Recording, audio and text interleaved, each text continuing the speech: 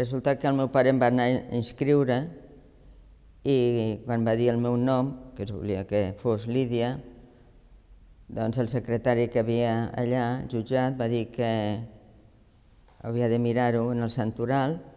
Va mirar el santoral i com que el nom de Lídia no hi era, va dir que no era cristià i que no me'l podien posar. I el meu pare va dir, home, no, això no és veritat perquè a tal lloc dels Fets dels Apòstols, tal i tal, està el nom de Lídia i que va recollir els apòstols. Bueno, es fa una mica d'història del meu nom. I van dir, bueno, és igual, però nosaltres no el podem inscriure. Diu, i què haig de fer? Diu, doncs vagi a buscar el capellà del seu barri i si ell ho autoritza, doncs li posarem el nom de Lídia. Llavors el meu pare va anar a veure el capellà i el capellà va fer exactament el mateix. Va agafar el santoral, va mirar i diu, no, és que no està aquí el santoral, no és cristià, no es pot posar. I el meu pare també li va fer la mateixa explicació, perquè a la Bíblia està posat els Fets dels Apòstols, què tal? I el capellà li va dir, a la Bíblia està això? I el meu pare li va dir, sí, dic, és que vostè no ho sap, que... Diu, no ho sabia. I llavors li va demanar si li podia ensenyar la Bíblia i poder-ho comprovar ell.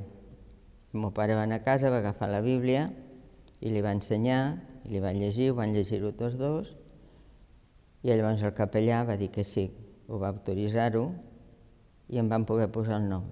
I quan el meu pare ja marxava li va dir, vostè em pot donar una Bíblia per mi? Perquè jo no en tinc. Tant aquí com em sembla que a tot Espanya, tot el que feies ho havies de fer a porta tancada. O sigui, no podies fer res al carrer. Totes les portes estaven tancades.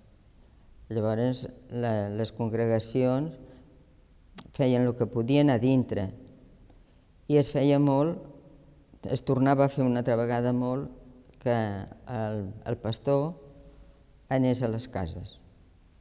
Es feien cultes, donava la comunió a les cases, batejava a les cases, es feia... Van tancar les portes però no van poder tancar la boca ni l'esperit de les persones.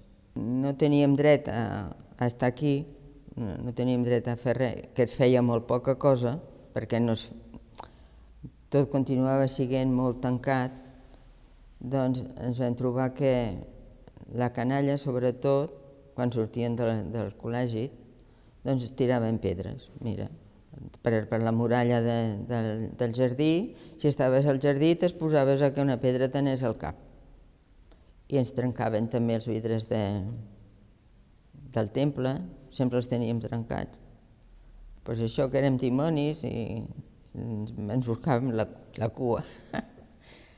A mi una vegada em van escopir. Arribava a casa meva i passàvem uns nanos i em van escopir. Però bueno, jo suposo que també són coses de canalla, no?